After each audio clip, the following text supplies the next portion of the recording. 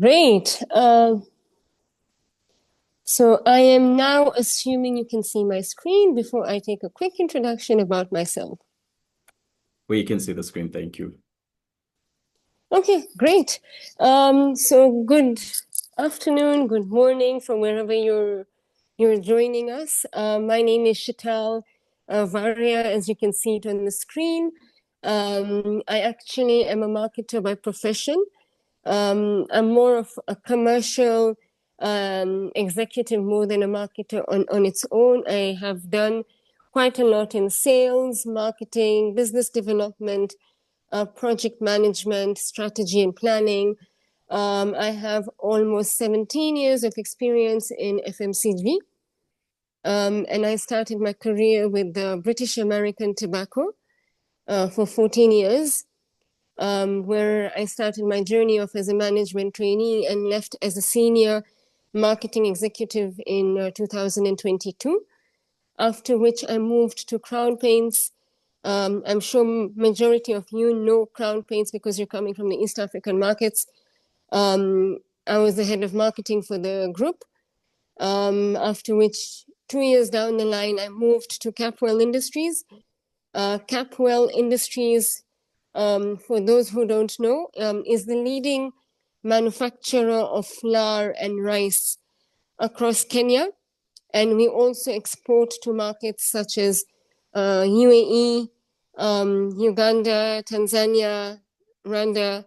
So yeah, you should be finding us in your next supermarket. And today's session will be facilitated by myself. And my topic here is the Genius Nutrition Marketer. I want to make sure that all of you turn to that by the time we leave the session.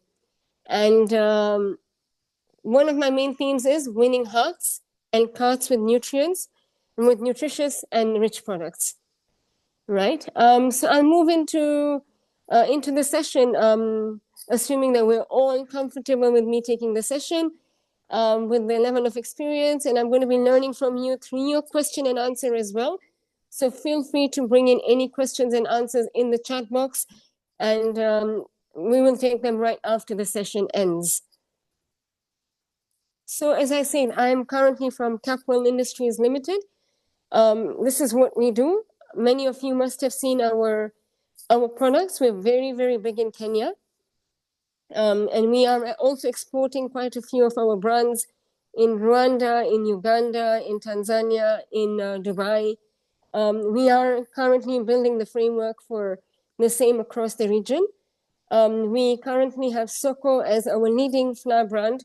Many of you must be consuming this on a daily basis, which is our maize and our wheat. And we have uji, which is known as porridge in Uganda. You must be having bushera. In line with bushera, we have yola here, as you can see. It's our uji drink, ready to drink.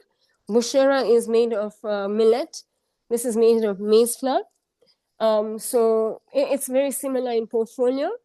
We also have rice. Our rice sector is very big as well. We have pearl rice, rane, CIL. You must be seeing this in the nearest supermarkets. And our recently launched Tritos biscuits and cookies are also available in our portfolio. And we have ready-to-cook chapatis, whereby you can just cook it in 10 seconds, heat it, and eat it. So it's ready to cook. So in a nutshell, this is our portfolio. I will actually take you through my portfolio more in detail when I'm speaking about my case study. But moving into today's session, and thank you so much for having me in this session, Steve Lee.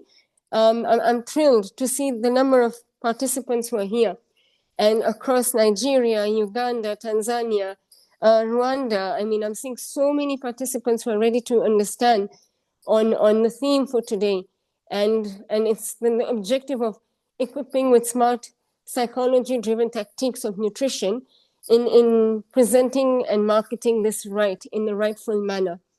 So that will be my objective today on how do we market nutrition. We might be saying it that it's very easy. Trust me, it's not. It's easy to market Coke. It's easy to market any other food product which is like chocolates. a soft drink because you can say it's sweet in taste.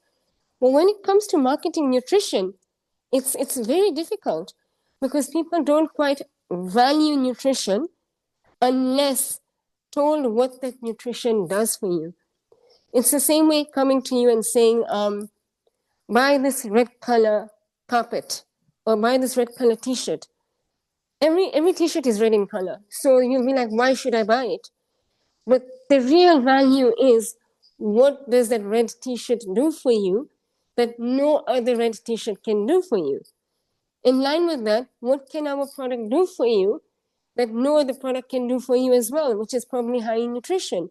But you will not understand it better if it's not marketed in the right way. So me telling you this red t-shirt will make you feel warm, it will make sure that you're insulated, it will make sure that you're not feeling cold, and you can even remove it when you're feeling hot. That will be my way to market, versus me telling you just buy the red t-shirt and cover yourself. So there's a very smart and a psychology-driven tactic of marketing nutrition in the agriculture space. And that would be my module's objective today. Yeah? So yes, what are we expecting in today's session? We're expecting why nutrient-rich marketing matters more than ever.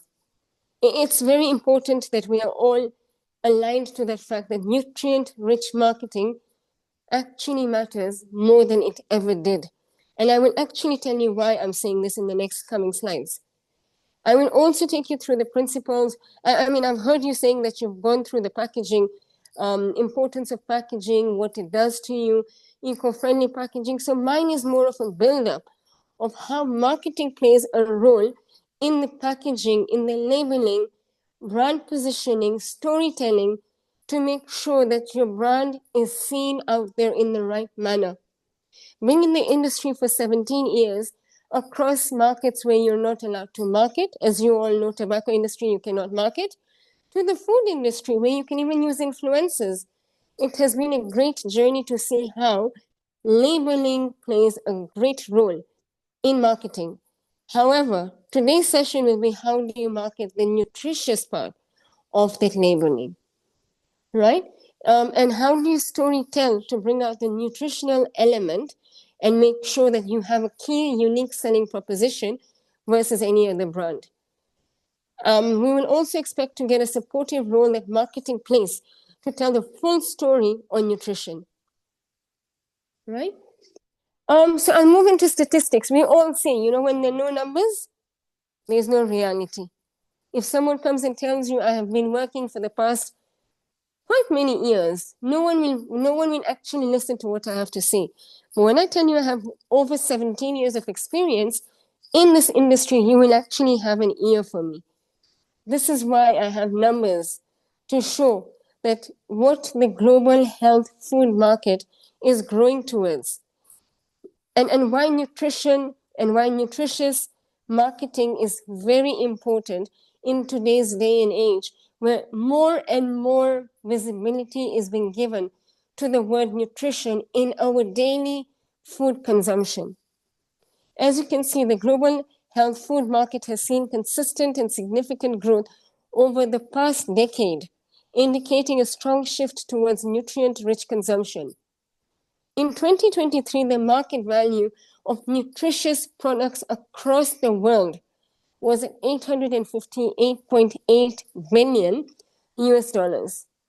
But the projected growth in 7 years is seen to be doubling. It's actually growing by 100% to 1,596.1 billion USD by 2030, which shows it's actually showing us that consumers are moving towards becoming more nutritious and more specific on nutrition before they consume a product. North America is actually the largest in 2023. Asia Pacific is growing. I'm sure many of you are not going to be staying in the current countries you are in. So you can see what this is going to be bringing for your future. Or you will be working in industries that are exporting. Then you can probably see where you want to focus on. So you can see Asia Pacific is the fastest growing region due to the increasing health awareness and urbanization. We all know areas like China, areas like Thailand, quite a few areas are moving so highly towards nutrition. Udon noodles are no more udon noodles. You have soy put into it. You have fortified noodles now.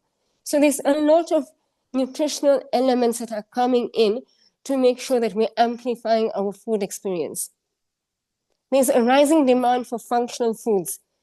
We all know meat has always been red meat, white meat, seafood has always been a very high level of nutrition within our diet. But lately, plant-based products and nutrient-rich snacks have taken over the market. Anyone you speak to does not talk about being vegetarian. They're talking about high plant-based nutrition, very specific, high plant-based nutrition, right? And as you can see, this is coming from a very well-known source, which is the Grand View Research in the global health and wellness food market. So you are going to see this particular presentation taking you through the journey of the importance of how to communicate nutrition in market through marketing. Moving on, the evolving landscape. It's a health-conscious consumer era right now. Consumers are increasingly prioritizing health, wellness, and transparency in their food choices. This presents a massive opportunity for nutrient-rich products due to rising awareness of diets impacting on long-term health. You must be seeing very many articles on social media, like 10 foods to avoid to prevent cancer, 5 foods to avoid to prevent diabetes, right? All this is becoming due to high awareness of long-term health. I was just reading an article this morning.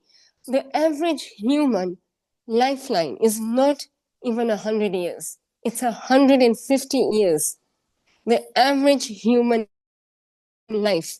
But we are the ones who are making it 60, 70. When you reach 80, it's a bonus, right? But this is all as a result of what our lifestyle has turned to be, on which I would say nutrition has a huge part to play to ensure your long-term health is actually content and consistently taken care of. There's a shift from calorie counting to nutrient density focus. Before, when we used to eat our food, you have a scale in your kitchen and you're looking and counting calories. Oh, 20 calories extra, 30 calories. No. Now it's moved to nutrient density focus, whereby you're looking at the amount of nutrition that you're getting. Is it high protein? Is it high vitamins? What are you lacking? You know, in your system, you've already done a wellness check. You're seeing that you have weak eyesight, so you're going to be focusing on products that are giving you better eyesight versus calories. Yeah? There's a demand for clean labels and natural ingredients. You will not see very noisy artworks on your shelf. It has become clean, white, earthy colors, brown, blue, light green, to attract that nutritional element with natural ingredients. When you go onto the shelf, you're seeing sugar-free, you're seeing gluten-free. Yeah, so you're seeing real fruit extracts, no added syrup, no added flavors. Those are the things that are now selling higher than telling someone, oh, this is a beautiful blue, pink, yellow, green label, right? The influence on social media, who does not follow an influencer right now? We all have these specific influencers who actually maintain the calmness in our daily life. And they're the ones who speak about healthy trends, right? On a large scale, you're actually seeing Oprah Winfrey talking about how to eat healthy, right? So social media is taking us to a complete different tangent on what health is, what trends are as well. So what's health conscious consumption trends? What are the trends? The trends are more about eating healthy, clean eating. When I say clean eating, I mean making sure you're not adding any disturbance to your diet. So if it's a protein-based food platter, keep it to protein. Don't add your chips, your French fries, I'm not saying they're not healthy, but there's a reason as to why you're eating what you're eating. People are becoming that conscious. You're eating functional foods. So maybe in the morning, as you go to your nutritionist, you're being told your breakfast should be the heaviest, your lunch should be moderate, and your dinner should be quite light. So you're eating functional foods. If you know you've gone for a swim, come back, eat very high energy foods. So people say don't eat cookies, but your cookies, what is restoring the energy levels right after your swimming session? Eating a banana, eating an apple before you go for swimming is a functional food. You will not go eat a plate of chips that you used to before because it beats the purpose of nutritional based food. Plant-based lifestyles. I have met almost, I think, 12 people in the past 1 month who have switched from a meat diet to a plant-based lifestyle. They say that with a high plant-based lifestyle, you get better gut health, and you have less issues with your kidney and your liver. Again, I stand to be corrected. This is what I've been hearing on this particular element. So many people are moving towards plant-based lifestyles, moving towards protein shakes, which are plant-based, moving towards a diet which is moderated in meat. Maybe they're eating meat twice in a week versus every single day. I mean, I'm a meat eater, but I've also reduced. I go once or twice in a week because people are talking about all levels of illnesses in your animals, so they're not giving you a healthy lifestyle. If you notice, and this goes without saying, millennials and Gen Zs are building the current trend in every aspect possible. So if you look at Gen Zs and millennials, the immunity, the gut health is becoming very, very key in the 25 to 40-year rules. They're reading labels, they're seeking benefits.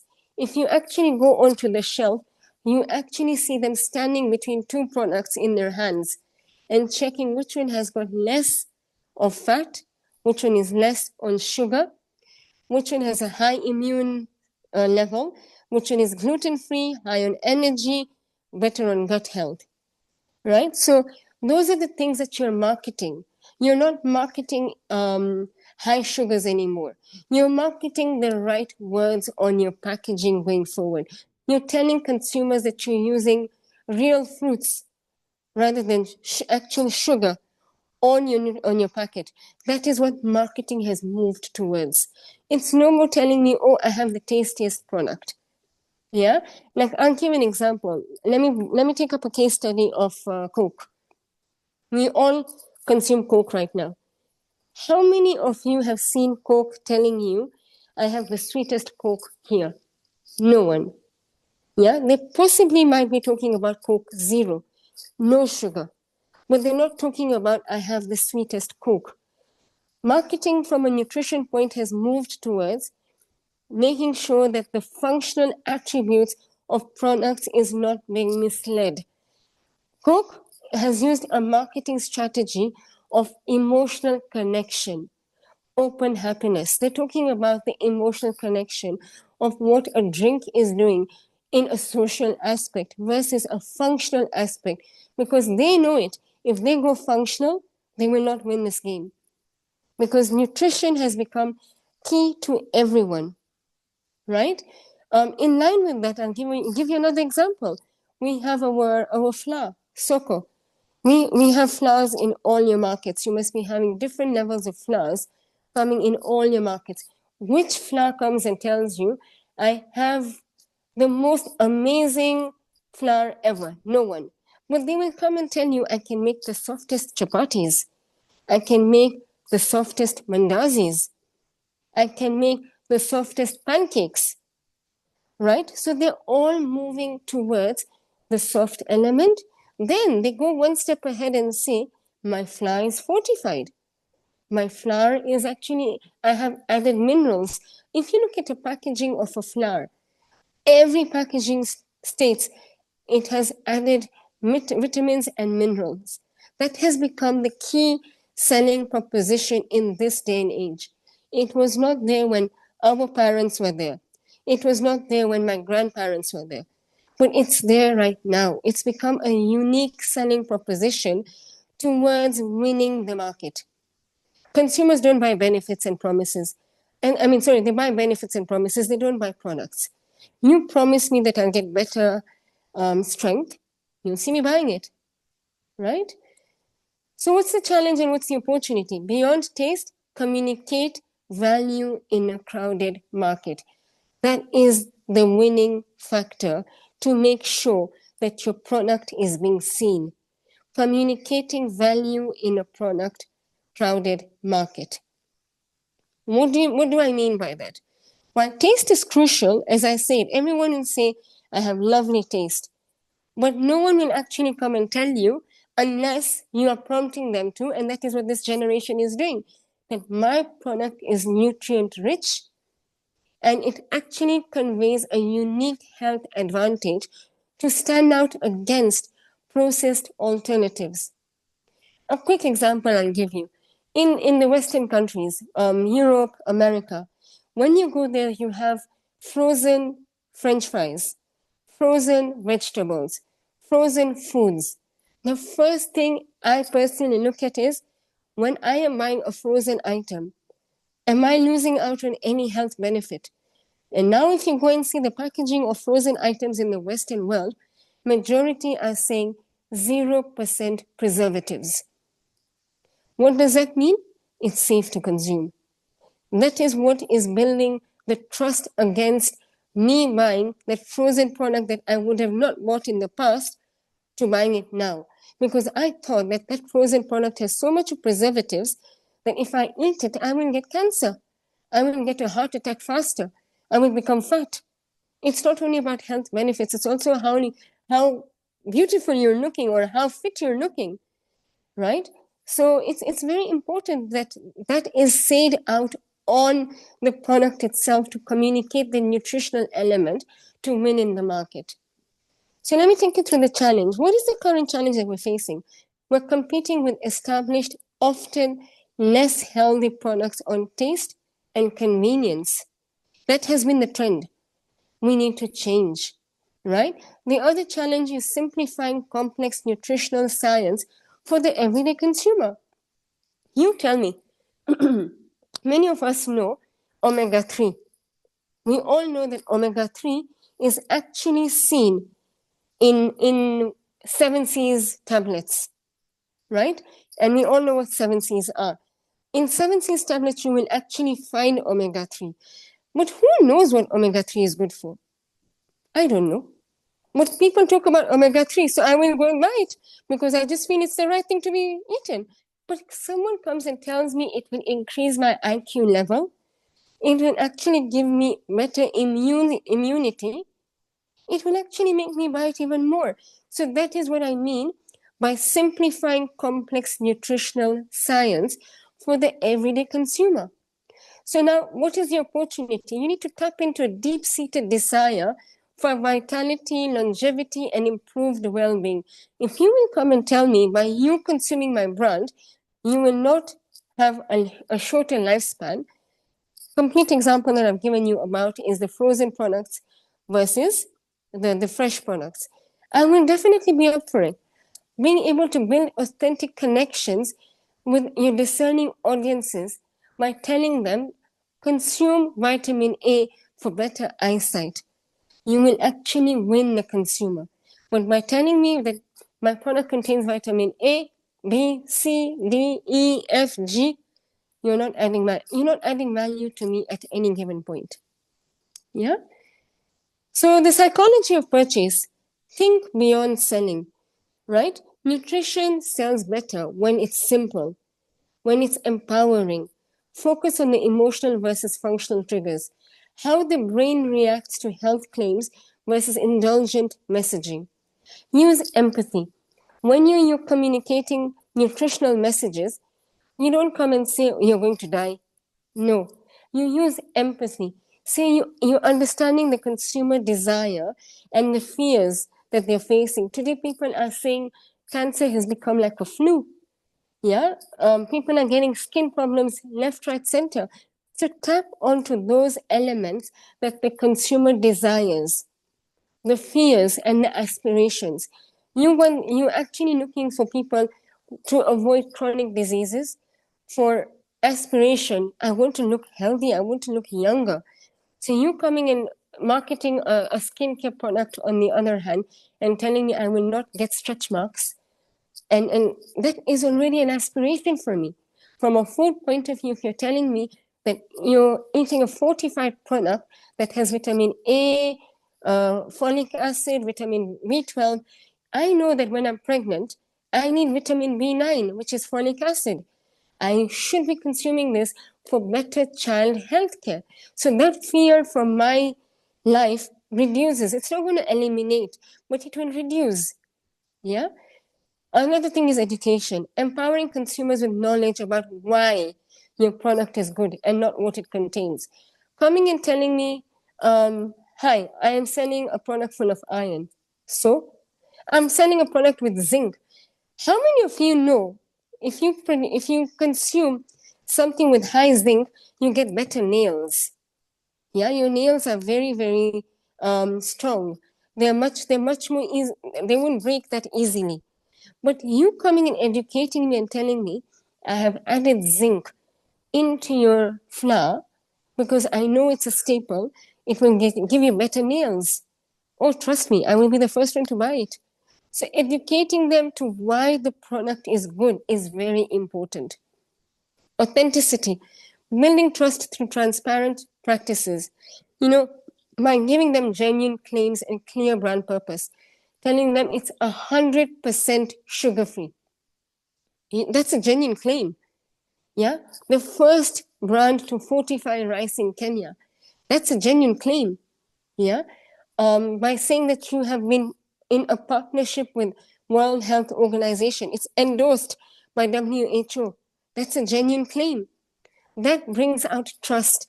It brings out that level of security and a clear brand purpose. Creativity is the fourth trigger, which is innovating how nutritional stories are told to capture the attention and inspire action. By you giving a story and telling someone about your journey through a testimony, through a brand endorsement, through an influencer, I will also take you through such examples in my upcoming slides. It actually brings out a lot of creativity and brand trust. So let me give you a comparison at point of sale, which has become a common practice. As I say, this is this versus that.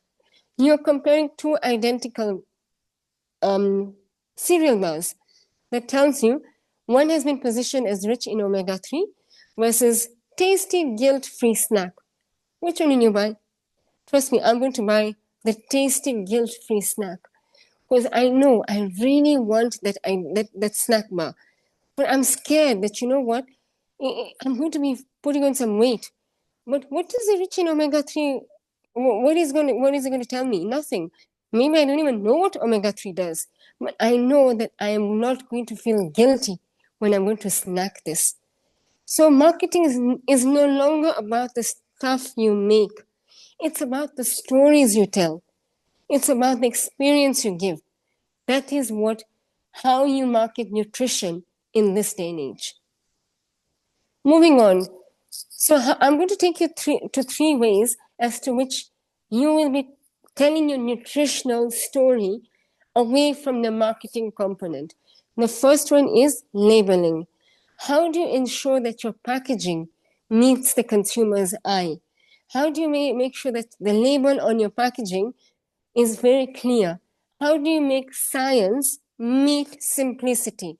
Communicating the right thing in a very simple manner, right? So labeling your products, silent salesperson and trust builder. I mean, you don't need a salesperson when your product has been labeled in the right manner. It sells on its own. So your first point here, keep it clear, keep it simple. Prioritize an easy to digest information. Use your front of the pack. You know, when you're putting it on shelf, no one turns it unless the front is attracting you. No one will pick that particular product unless it tells me, pick me, pick me, pick me. Use the front of the pack to talk about the catchy messages. which is excellent source of vitamin A, and then you put a visual of the eye. Yeah, so with the visual of the eye, I know this is for my eyes. I mean, zinc, put your nails. Vitamin B9, put a pregnant woman. Yeah, that is clarity, simplicity, and it has given you the message. Benefit-oriented language. Translate the nutrients into consumer benefits. Tell them what fiber is used for. It's used for digestive wellness. High in fiber. Or communicate better in digestive wellness. You're telling them omega-3. Instead of saying it has omega-3, say consume this for better brain health. Trust me, very many kids are going to be opting to use this. Telling them 5 grams fiber to keep you full. If you're telling me versus source of dietary fiber, I will be more convinced by you telling me it's a dietary fiber. It's not any random fiber. I need it as part of my diet. Another one, free from claims. When you clearly highlight what's not in your product, if it's a selling point. For example, gluten-free. How many of you are moving away from gluten? Me. How many of you are moving away from no sugar? Me. Yeah? I mean, there's so many aspects that people are moving away from. Yeah? So the vegan, there's egg. Maybe many of you are even thinking that eggs are not very healthy. People have their opinion. But when you put such things, well done, Patricia. I can see you've also put your hand up and said you're part of this, so well done. When many people are talking about it not being no sugar, no gluten, trust me, it's a unique selling point. Certification and endorsements. When you display relevant fields and say it's vegan, it's organic, it's been approved by health organizations, trust you me, the first thing you will do is to buy this product. Yeah? Serving suggestions, inspire consumers on how to incorporate the product into their lifestyle. So imagine putting your rice and your pulses together and say that your pulses will give you 50 ml of nutrition and the remaining 50 ml will be coming in from rice. You're inspiring them on how they should be eating their food. That is the kind of marketing you need to do. Don't move out and say, buy your rice, buy as much as you want. No, you making it easy for your consumer, you become the preferred brand of choice. So, what should consumers, what are the tips for designing labels? What should consumers see first? If it's health cues, we all know health is linked to blue, green, those earthy tones, very mild colors. Use such. Don't use red. Red is for raw meat. Yeah? Don't use black. It's for bakery and dairy. Use very earthy colors. You can see when it's cooked, when it's salad, raw fish is meant to be very, very, very healthy, apparently. Then you can use blue, right? So use the right colors to talk about your product. Use the right icons. When it's muscle and you're talking about protein, don't use a head. If you're using a head and you're talking about protein, why would I understand what you're saying? Use a muscle. Yeah, you're going to the gym. You will resonate to that. When you're talking about clean, you use a leaf. When you're talking about energy, use green color. Calmness, use blue color. Yeah, industry trends and label designs are used to bring out simplicity. And this is what the industry uses. When it's raw meat, they use red. When it's raw fish, you'll see a blue label. When it's cooked meat, they use yellow. So the label design tips need to be resonating to the type of nutrition or the type of product that you're marketing as well. Yeah. The second point, the number one was the labeling. The second point is branding.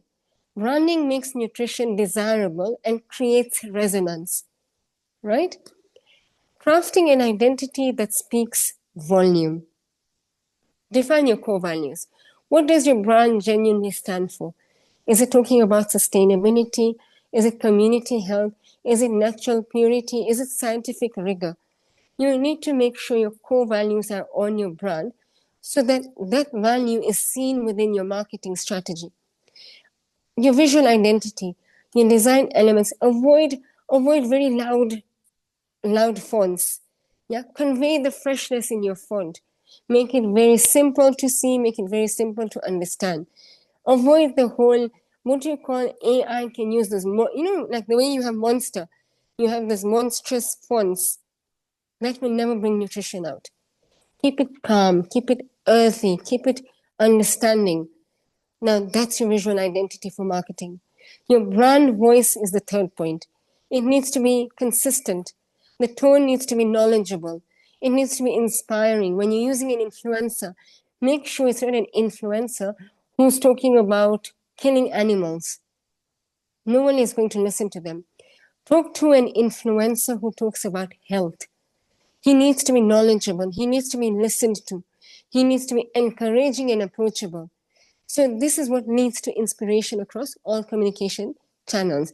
But if you're bringing someone who's constantly saying, I'm going to kill animals, I'm going to be, slashing this person, I'll hit this person if they don't do my work, where are you creating the connection? Nowhere. Target audience alignment. Make sure your brand's personality and messaging is directly appeal to your ideal consumer segment. If you're talking to a consumer that is, okay, say for example, you're talking to moms and you're talking about porridge.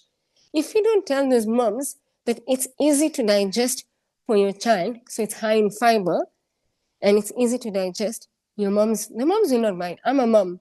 I have 2 kids, but I will never buy it if it's not easily digestible, right? But if you come and tell me it's yellow, blue, orange, and green, trust me, I'll be like, oh my God, that thing has color. I'm not going to trust it. So your brand's personality should be appealing to the direct consumer segment. Differentiation, clearly articulating what makes your brand unique. Make sure it's superior in the nutrient-rich space. I will give you an example of rice. Pearl rice is within our portfolio. It's the first rice in Kenya to be fortified with vitamins and minerals. It's a clearly differentiated message that is making my brand unique and nutritious in the entire rice space. And I will now then put a label on the packaging and say, it is 100% safe to consume. The only brand in Kenya that has been fortified, it has essentials, vitamins, and minerals, period. Right? So what is a strategic brand proposition?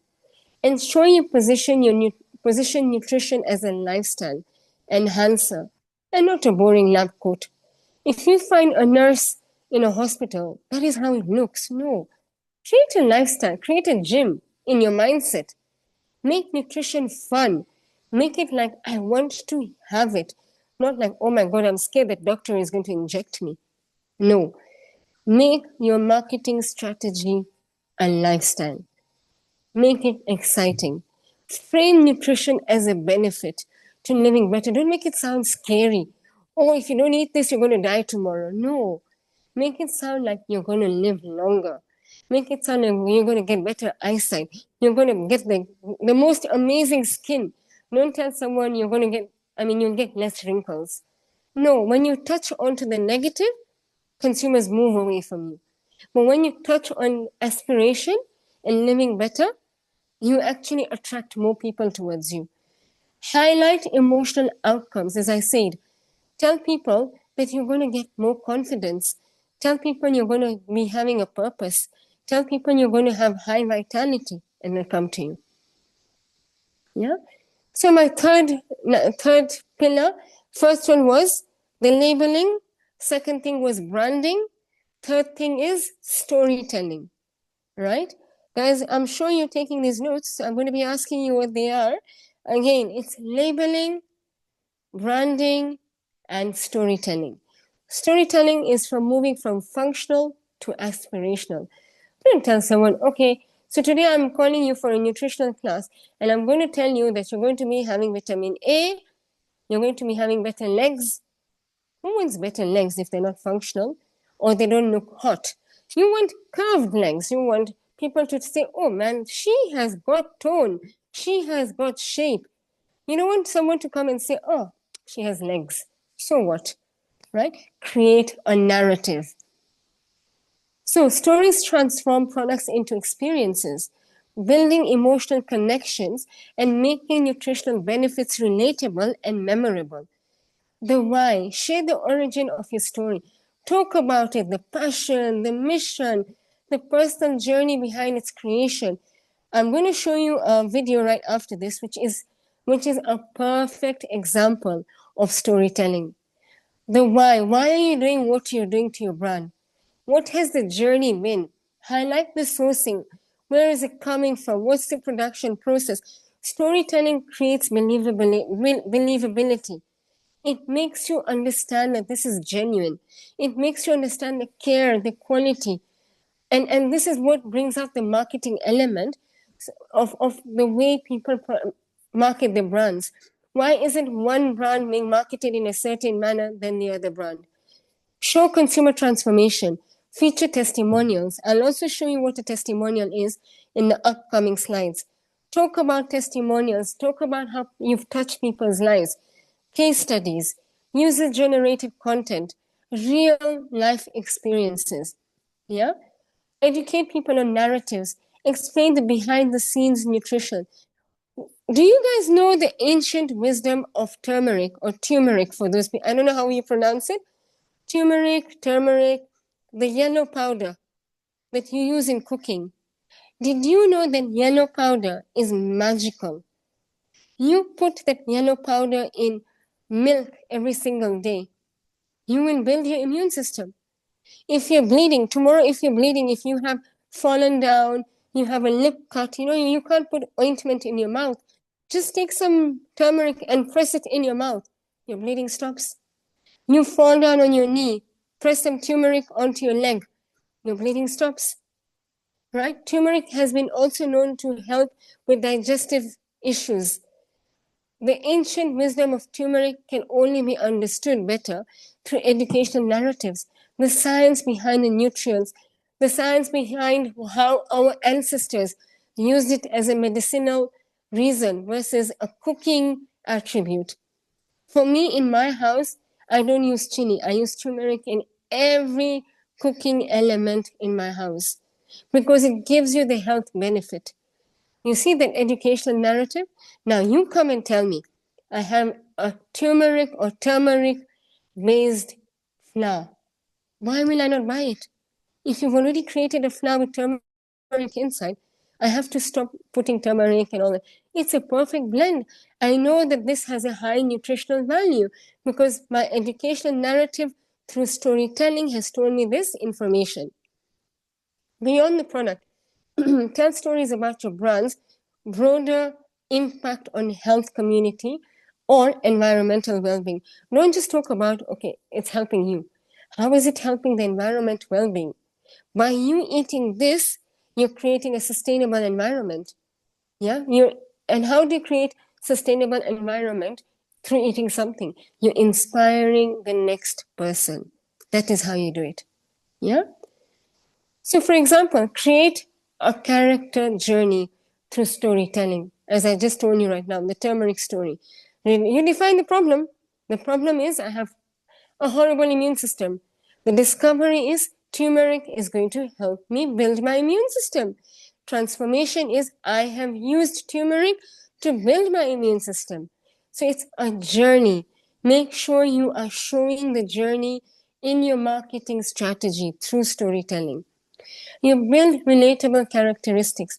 The busy dad, the vegan marathoner, the wellness newbie. You create a story, create a character. Maybe there's an influencer called X who's the busy dad. He has no time for his life. So he has to quickly come home, cook a meal, eat, and leave. But he can cook a meal that is high in protein. And my product has clearly stated it's high in protein, good for my gym, good for my muscle tear, so it's appropriate for the busy dad. The vegan marathoner, he needs a lot of energy. So my cookies are high in energy. You've declared this on your packaging.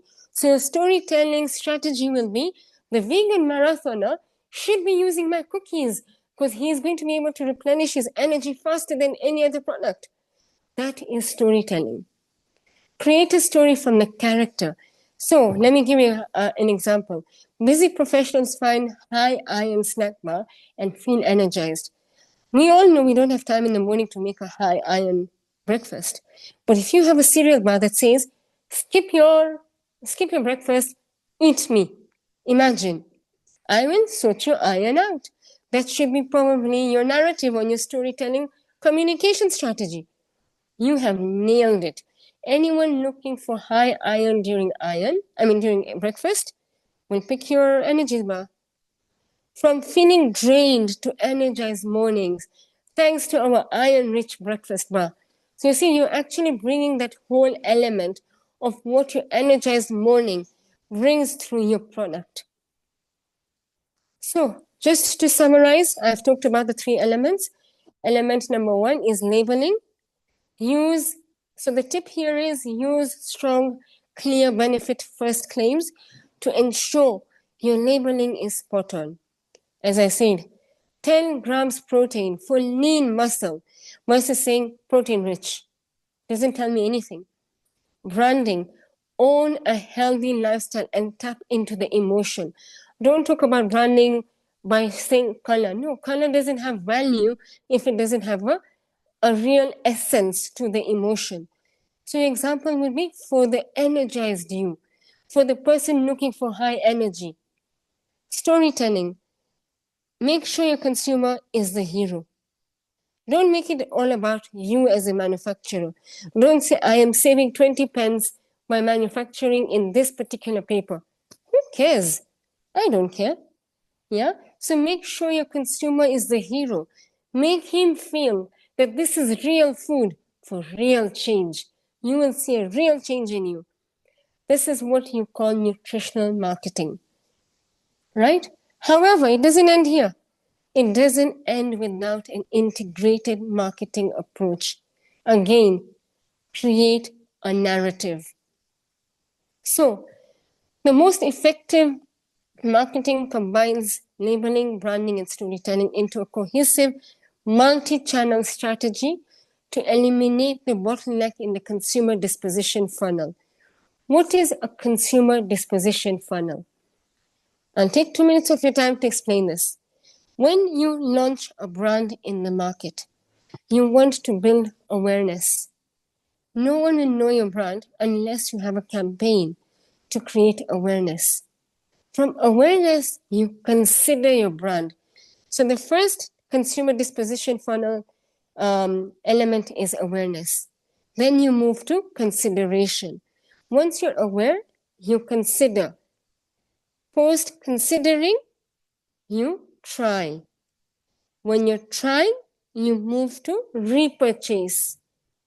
And post repurchase, you move to loyalty, whereby you're continuously going to, buy this brand even without being told. So to make sure that the bottleneck, which is any of the issues in these 5 steps, the only way to ensure that bottleneck has been addressed in the right way is if you have a proper marketing plan that has been executed in line with labeling, branding, and storytelling, right? So make sure, consistency is key, we all know it. Make sure your core message and your visual identity is being reflected in your activation campaign on the website, on social media, advertising, and in-store. Content marketing, develop valuable content. Make sure that your blogs, your recipes, your videos, your infographics are a complete mirror image of what you are talking about on your packaging, of what you are talking about on your storytelling. You cannot be saying you're high in protein and then your content marketing is about, what could it be? Something about skin. That doesn't make sense. Or you're talking about how you're going to innovate, but it has got nothing to do with protein. You're losing your consumer here. Influencer marketing is a big way of making sure authentic health and wellness influencers are genuinely resonating with your product. Don't get a child to talk about skincare. Really? Who will listen to your brand?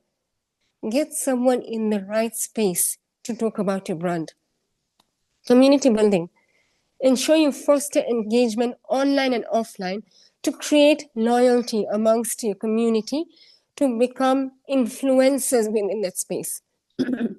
And finally,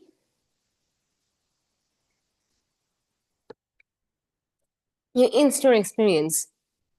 Make sure you optimize your shelf space, your point of sale materials, and your sampling to ensure your marketing messages are in line with what you're talking about in your storytelling, your labeling, and your branding.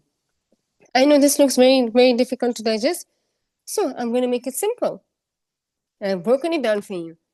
And this is a very important slide to summarize the marketing elements, right?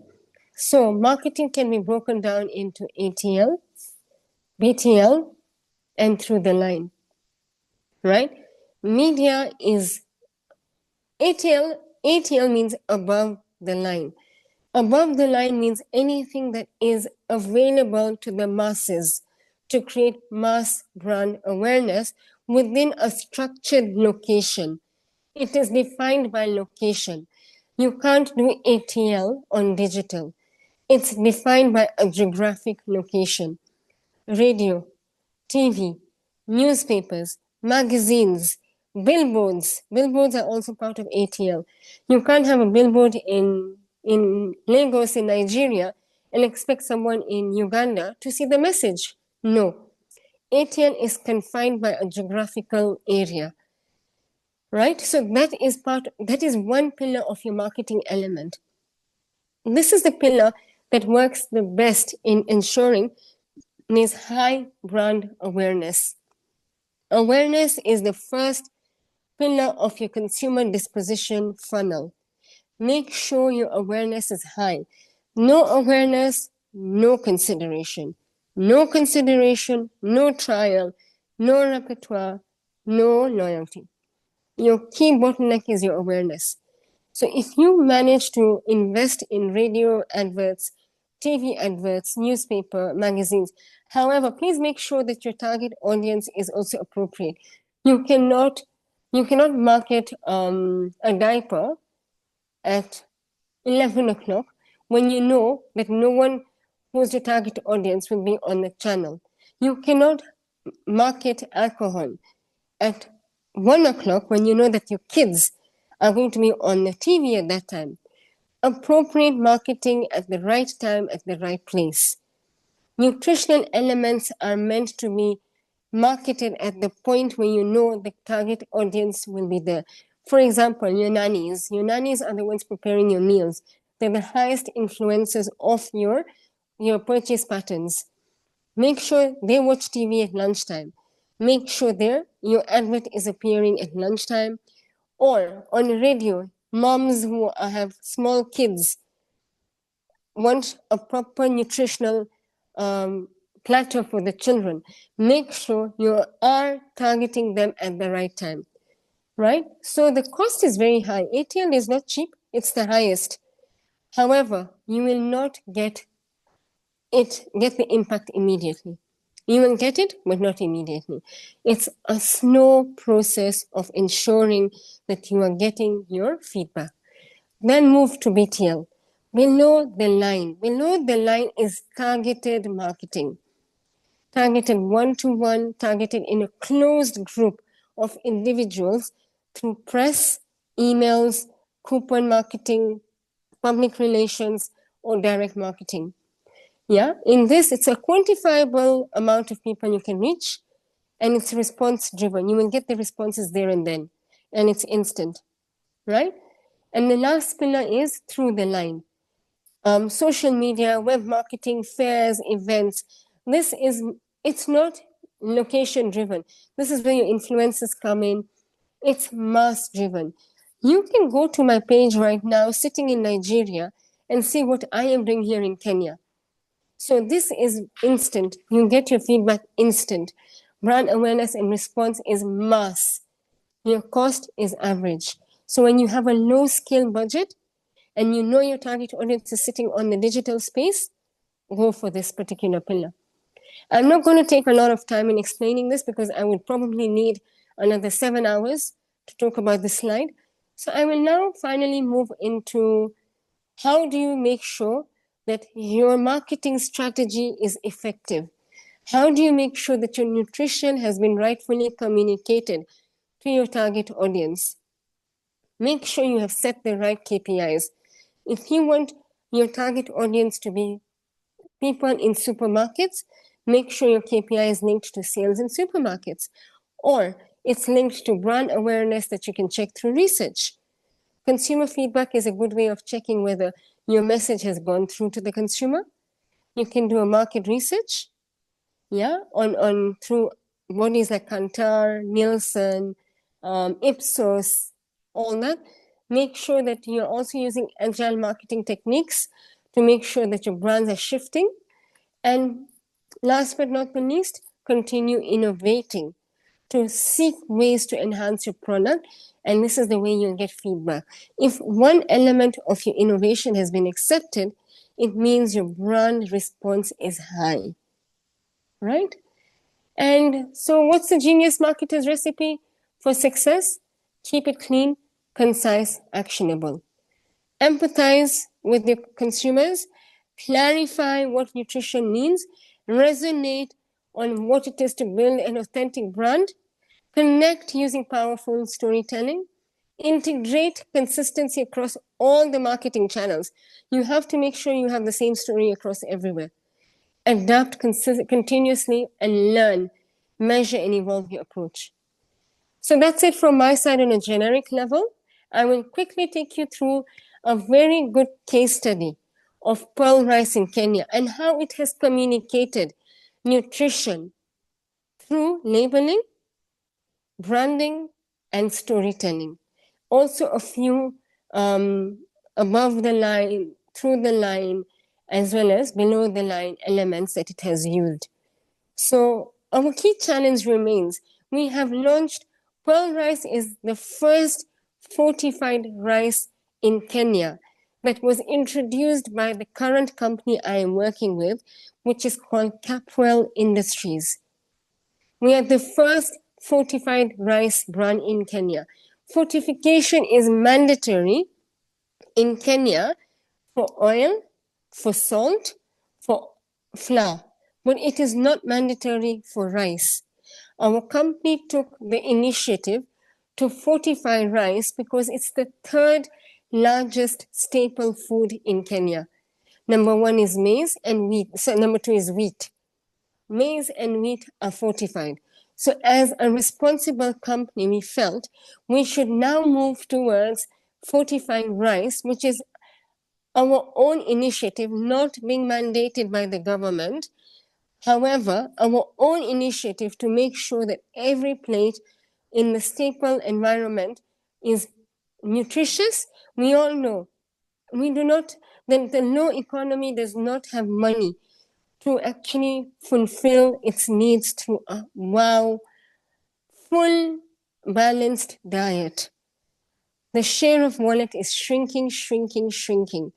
Probably a household can afford a plate of rice and a little bit of vegetables, or a plate of ugali or flour or something, but you can't afford a balanced diet.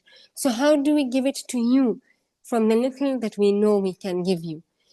However, our key challenge remains the value versus the category. As much as we launched this and we kept the price stable, our competitors went down on pricing. They didn't give consumers value through nutrition.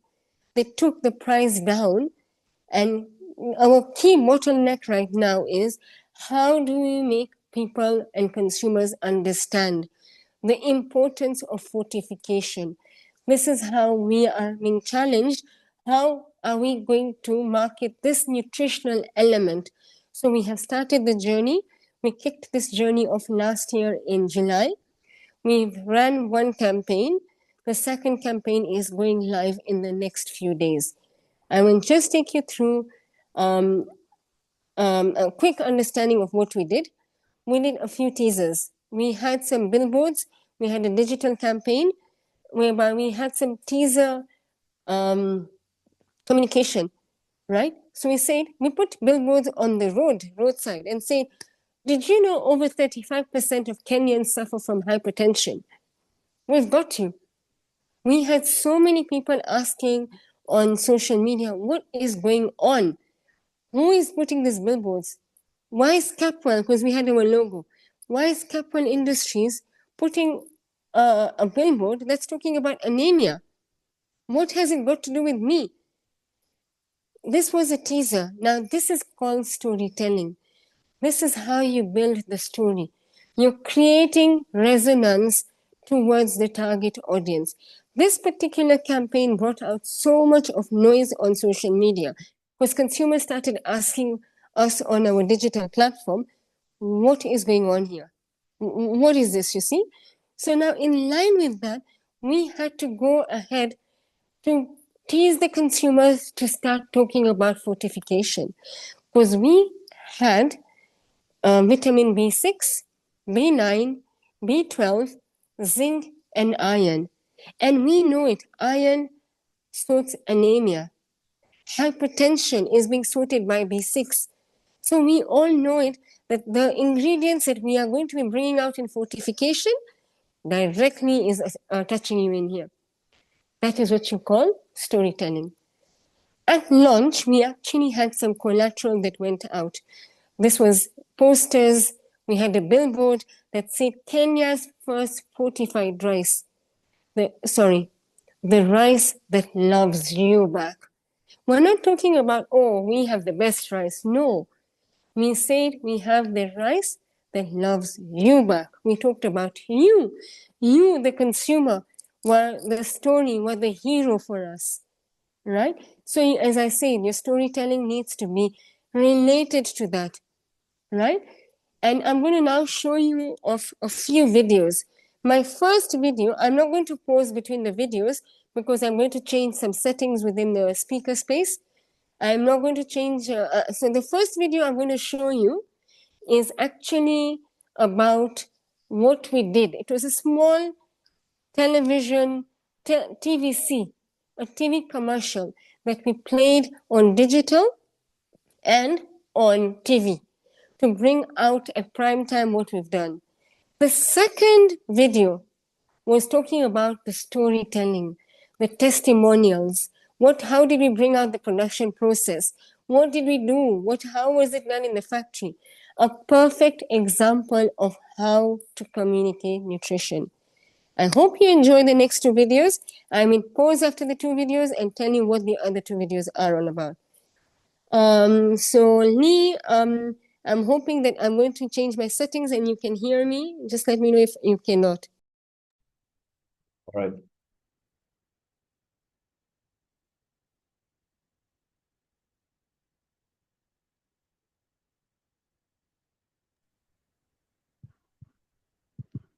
Okay, I'm playing. When made with pearl, every rice dish you make now loves you back. Because pearl is now Kenya's first fortified rice with the goodness of iron, zinc, and essential vitamins like B6, B12, and folic acid. A plate full of nutrition, a plate full of love.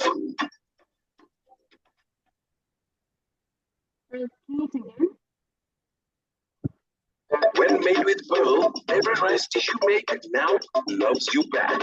Because pearl is now Kenya's first fortified rice with the goodness of iron, zinc, and essential vitamins like B6, B12, and folic acid. Pearl, a plate full of nutrition, a plate full of love.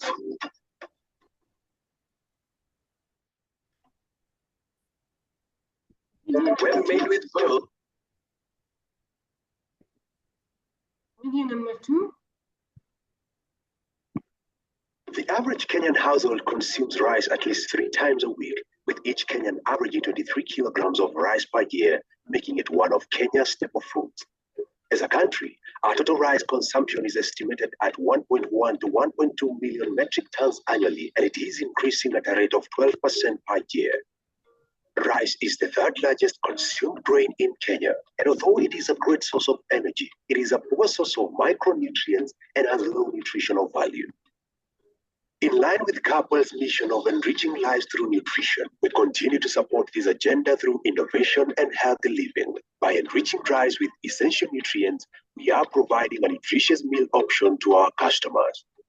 We were the first to fortify flour, introduced the country's first whole grain maize meal, Nutrigo, Yola, the first uji shake, and we are now the first to fortify rice.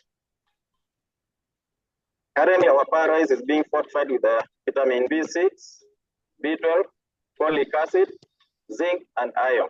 These are nutrients which are deficient within our population, and we choose them selectively so that we can improve the health of our people. A balanced diet can help prevent chronic diseases and health issues. In our busy life, we are so heavy on macronutrients like the carbohydrates, proteins, forgetting to incorporate protected foods. We need to pay attention to our meals. We must ensure that every meal includes important vitamins and minerals so that you can meet our daily needs. Some of these essential nutrients are B6, folic acid, B12, zinc, and iron. And rice being a staple food for all of us, eating fortified rice is the best answer for providing important nutrients to our bodies. Thank God we have fortified rice now. I know my clients have something good they can eat every day. White rice is the most consumed rice in Kenya or in the whole of Africa, and rice is just pure starch. By fortifying rice, and this is what all fortified rice is, we are adding now micronutrients like vitamins and minerals, and we are bringing an additional nutritional value to rice. So how do we fortify our rice?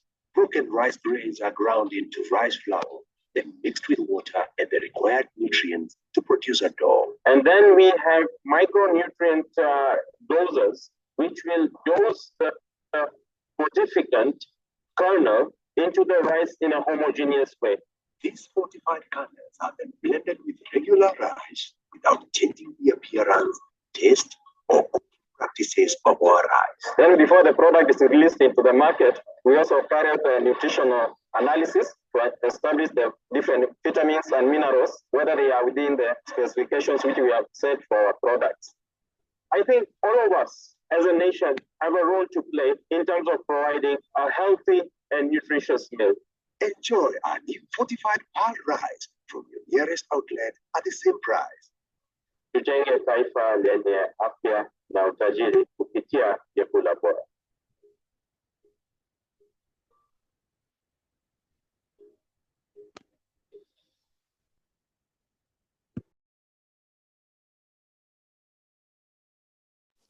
Great. So I'm sure you must have seen the two videos. The first video was more about a TVC, a TV commercial where you cannot put too much of information. You only have probably 20 to 30 seconds to create that momentum as to what is going on. But this is what you call storytelling, your second video, whereby you're telling them where it's come from, why you're doing it, what's the process. Now, such content is normally played at events or on a digital space or being endorsed by influencers as well. So in line with that, we also ran some PR events, and I'd like to take you through one or two videos quickly. In keeping in mind time, I'll just skip one video. I'll move to the second one. We had very good dignitaries who had come to our event. We had the Director, Head of Nutrition in Ministry of Health, and the second person who came was Lauren Landis. So I'll probably just take her video because it's 25 seconds. You can see how she is building a story from a global point of view on the importance of fortification.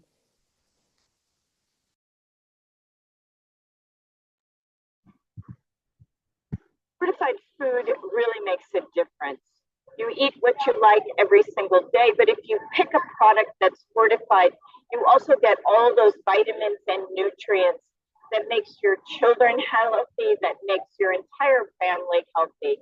And so it can really make a difference for just pennies, for just shillings. You can really get more. And in this day and age, when we watch every shilling and we're trying to find ways to make ourselves happier and healthier, fortified foods is a really good way to go.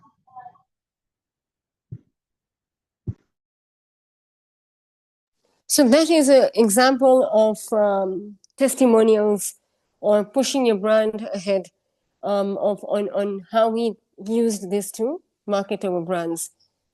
So in a nutshell, marketing nutrition is not about science. It's about belief. It's about emotion. It's about touching your heart to make sure that they understand what it is. And that's it from my side today, guys. I'm hoping I did add value to your sessions, and thank you very much. Over to you, Ni. Thank you so much, Shital. I don't know if I don't know if you have the reaction button near you, participants. You can show. Thank you, Patrick. That's what I meant. That hand clap, because I think that was probably one of the most brilliant presentations we had in this session so far. Thank you so much, Shital. We really appreciate that. And I want to ask something before even go to the Q&A. I'm not read the Q&A. But just from your presentation, there is a question. I don't know. I know we're going to get that in the questions, but I mean, what you are saying is very practical. I'm very sure, based also on the comments that I'm seeing on the sides, that is very practical and it's very relatable. The question is, how do you on two things. Number one, how do you communicate the value of these nutrition products from a marketing point of view? While at the same time, the market is more concerned about pricing.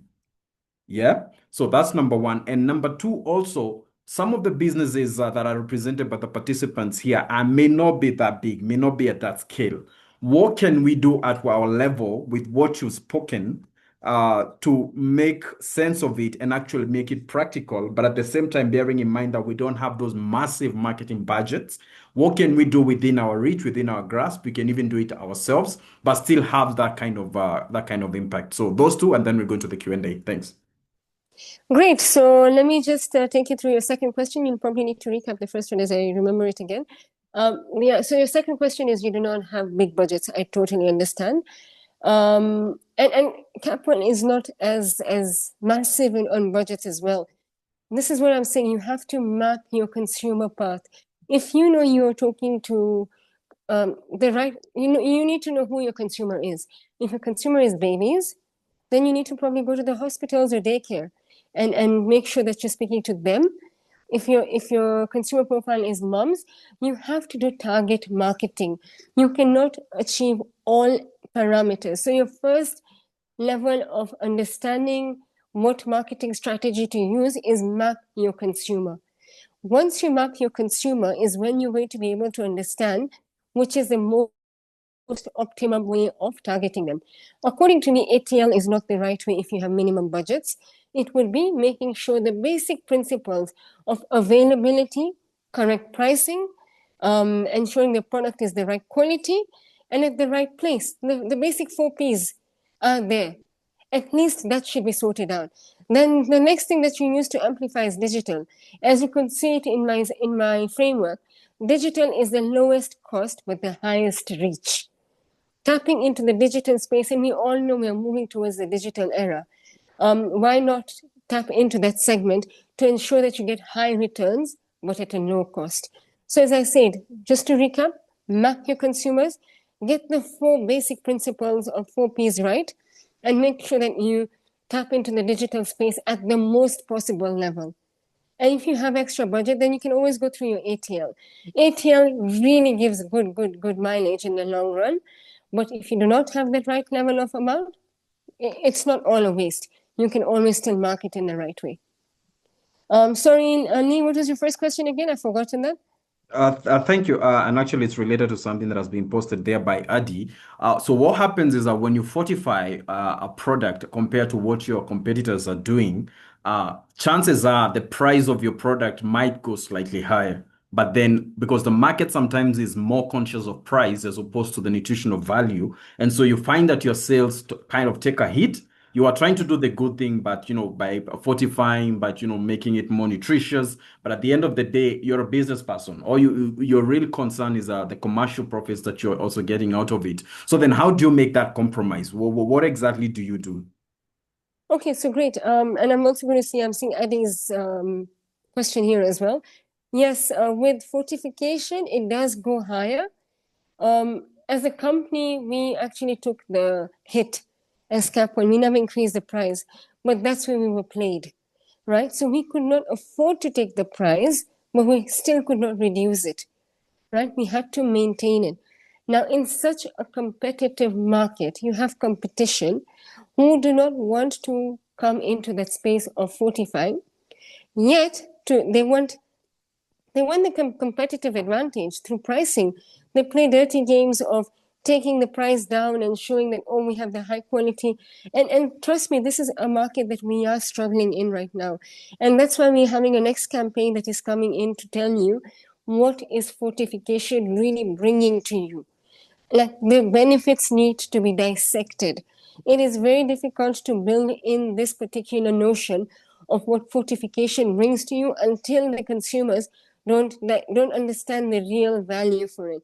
So currently our challenge, as you even rightfully saw it before I showed you the videos, is we are currently being challenged on the price versus the value that nutrition is bringing into the consumer space. The current strategy we're using is we're dissecting fortification to make it more understandable and to make consumers understand that it's not always about pricing.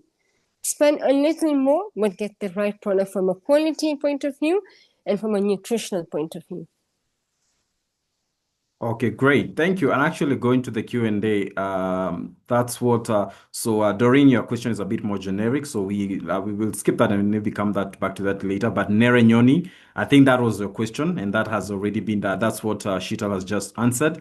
Anna Leon, I think from your question, it's also in the same lines. Thanks for the nice presentation. Always we need to sell the value and not the product. We all know the economic status of our communities.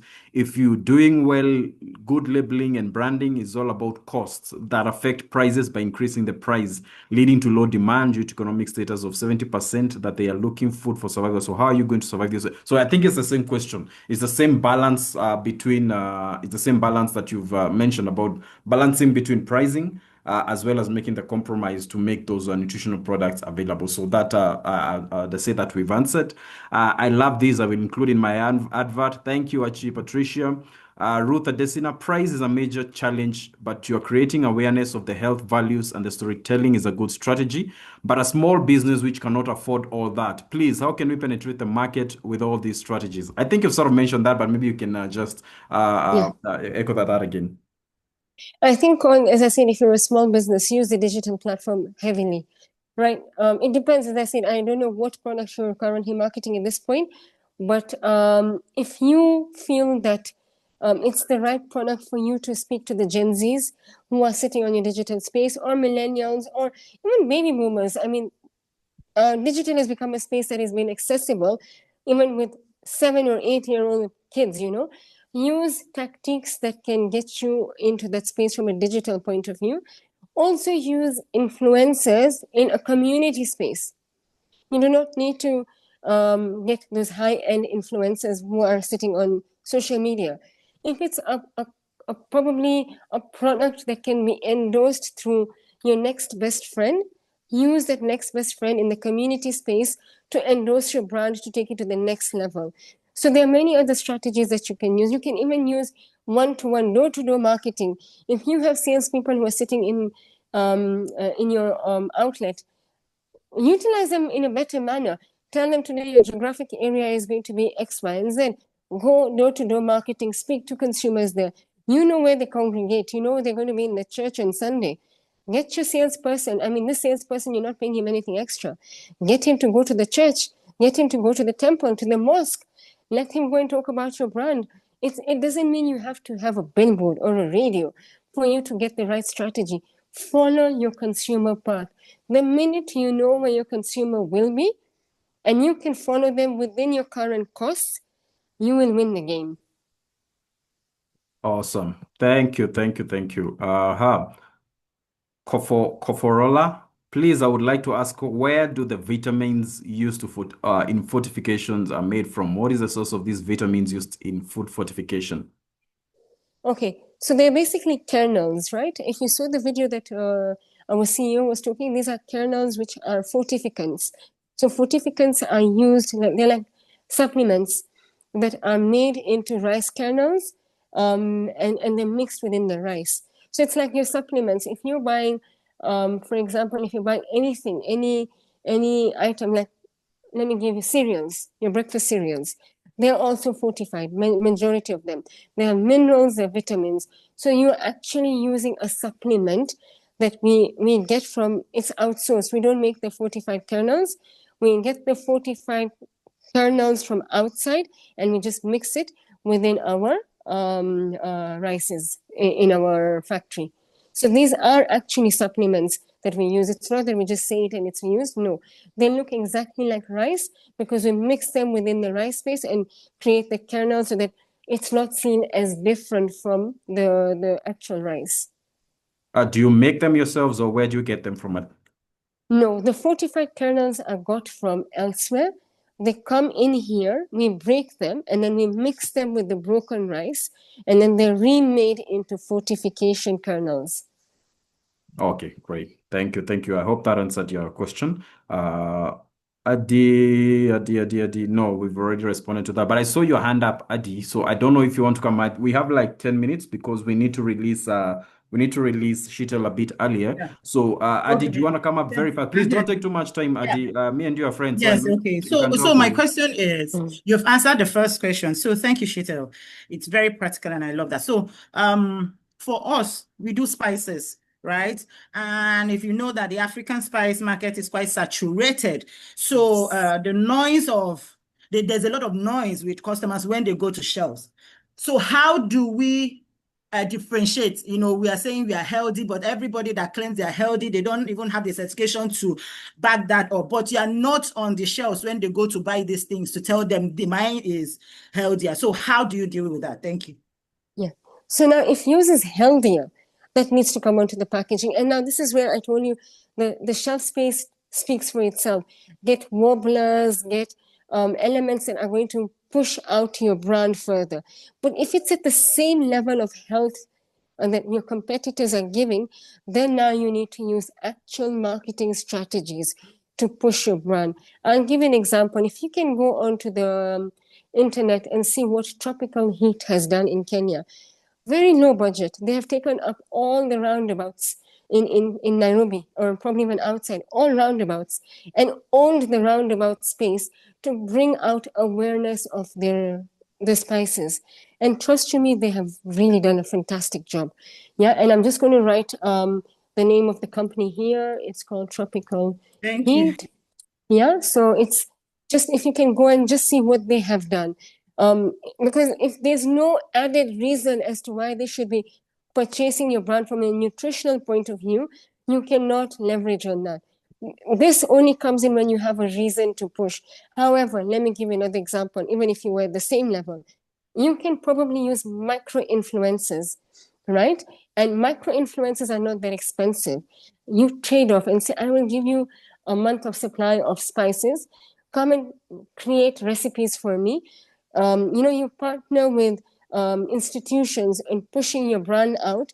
Tell them, if you use my brand, I'm going to give you a further discount. So those B2B strategies are going to be used in creating that space. But from a consumer point, if you don't have a unique selling proposition, my thinking would be then awareness.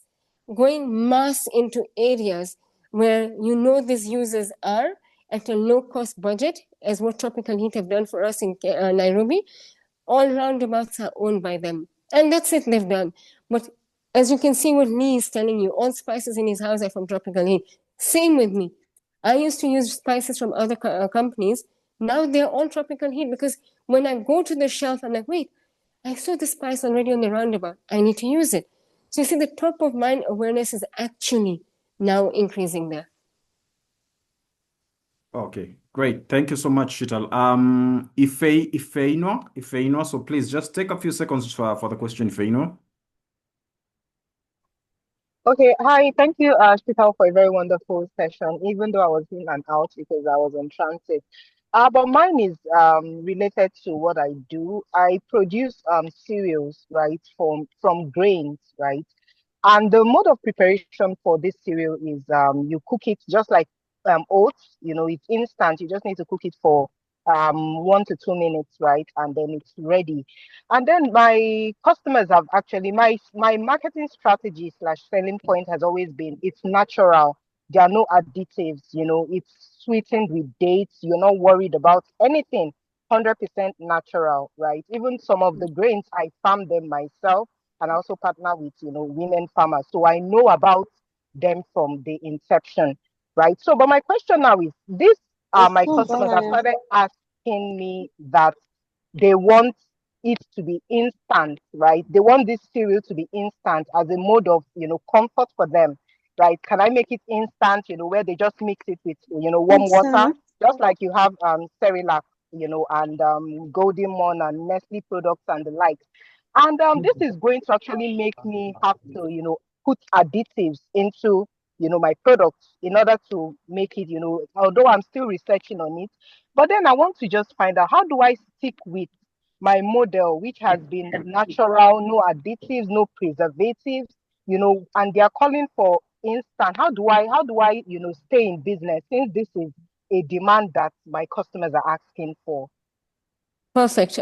Beautiful question, because this is what we're working on right now at Capwell.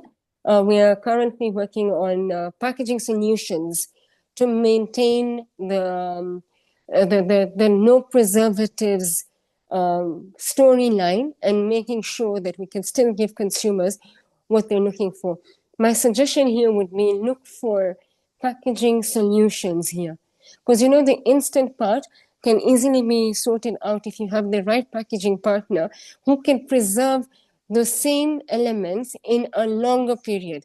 Like we are currently doing ready-to-eat meals, and we all know it, that it's difficult to get something ready to eat without preservatives. But this is what we're looking into. A very good packaging partner might be able to give you the solution of still maintaining 0% preservatives and yet making sure that it's an instant meal. So innovation has gone ahead quite, don't constrain yourself by keeping the rest of the elements intact and just changing your product. Look at your packaging, look at your distribution pattern. Maybe is there somewhere that you can open some small booths within your modern trade to first, like, we had vending machines here for rice, milk. Is that something you want to do? But look into packaging solutions for now, because there are so many packaging solutions that have come into the market that are actually avoiding preservatives, yet giving you instant ways of cooking very well. That's number one. Number two, I don't think every time that the consumer tells you something, it's always meant to be the truth. I like what you just said. Do a research. Quantify the impact. Some people want it, but there could be a niche. Probably 10% want it. Now, is it worth your innovation cost? Or would you still keep the same product in the market? However, do a line extension called premium. Let that packaging cost be absorbed by the pricing, because if this is the consumer who's talking about instant, maybe they have the appetite to even pay for it. Do a line extension within your current range and have a complete separate area that you can even grow your portfolio by and yet address both consumer spaces, so that you do not lose your current consumer franchise as a result of high cost of production because you tapped into a different packaging. I hope I've answered your question. Yes, thank you. Okay, thank you. We have just about 8 minutes with Sheetal, so we don't want to take any more questions apart from the last two that are on the question box. So how can you tell a compelling brand story in limited label space? You talked about telling the brand story also from the labeling, but if the space for the labeling, maybe your packaging is too small, how do you tell a compelling story just from that space?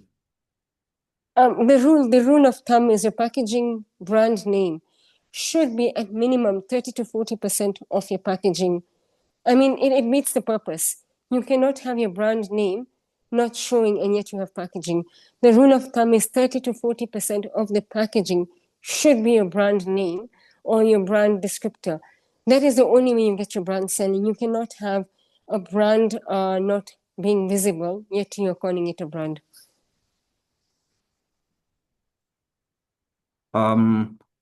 So they're talking about a brand story. I don't know if there a way to put a brand story Mm. within your labeling. Yeah, brand story. Now, you see, on your front of the pack, you can't have a very long brand story. Your front of your pack has key pointers like 100%, 0% preservatives, 100% additive free.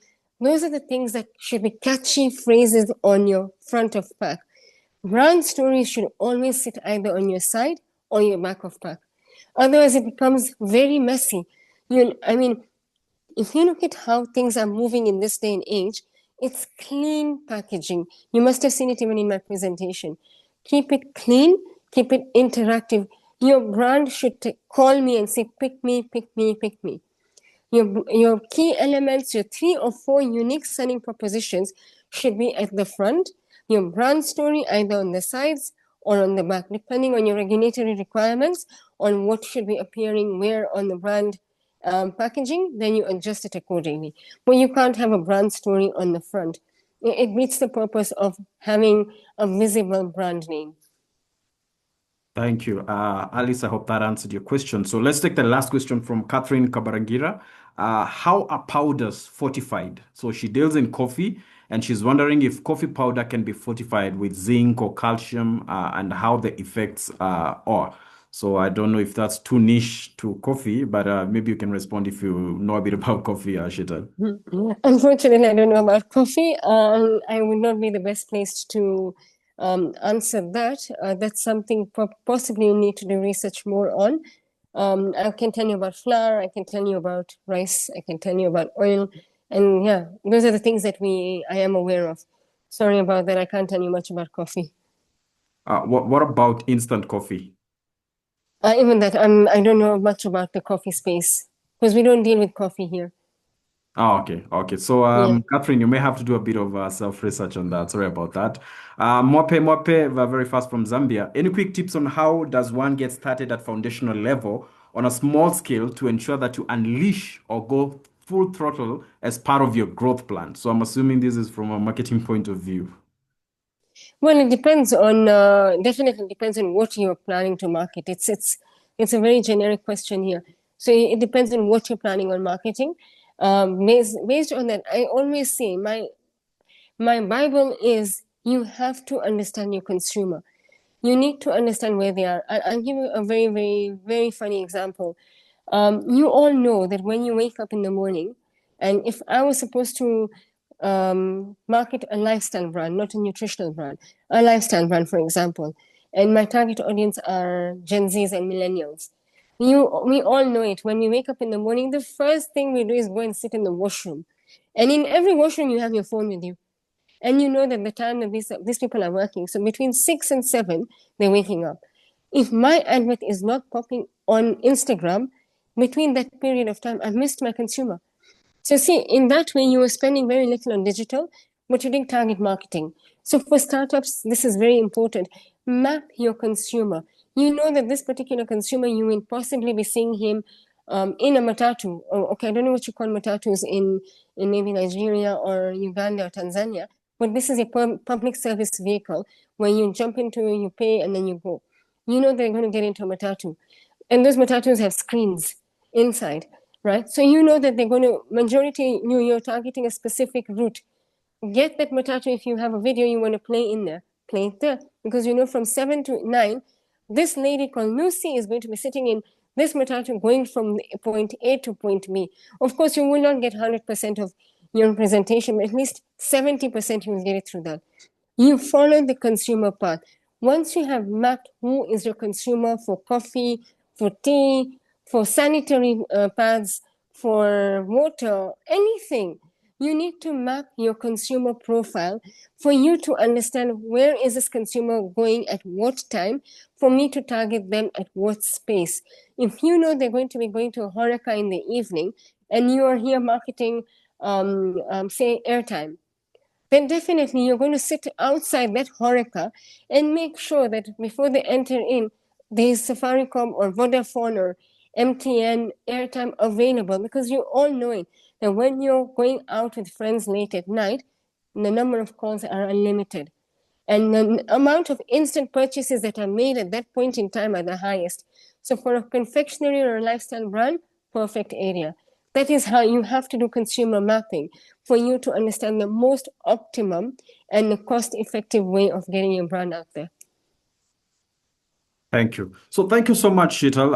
Unfortunately, we have to end there because Sheetal needs to be somewhere in the next couple of minutes, so we need to release a bit early. So we'll end the session at the right about now. But thank you so much, Sheetal. I don't know about many of the participants today, but I would say this has probably been the most fun and the most exciting session ever. Of course, I'm always skewed towards communication. So, but I think also everybody else enjoyed. So thank you so much for your time. And actually, this was presented to you on very short notice, but you decided to come on board and you've given us almost 2 hours of your time in a very concrete presentation that we really benefited from. Thank you so much. We really appreciate. Participants, you know what we always do when we are closing the session? Let's see if you know. There you go. Thank you. Thank you, Sheetal. There you go. Wait, Thank don't you, go fast. Sheetal. We want everybody to put on their camera. It's Everybody, really please put on your Thank you, camera. Shita. Thank you. Great stuff. No, we want Thank more you. cameras on. We want more cameras on, please. Thank you. Thank you. More cameras on. All Thank right, you now so much. Good. Now let's say Thank it in you. unison. Let's say it together. Thank you, Sheetal. Thank Bye. you. Thank you, Thank you, Sheetal. Thank you very Shita. much. Thank you so much. Great Thank you so stuff. much. Thank you. Thank you, Sheetal. You're Thank you, most everyone. welcome. Very good one. Thank you. See you next week. The video will be available tonight. We Thank will share it. Very much. We Thank haven't you been so seeing the much. materials though. It's I've the been last sending 2 on email. classes. Please check your email. Thank you. All right. Bye-bye, everyone. Bye. Thank you. Thank you. All the best. Bye.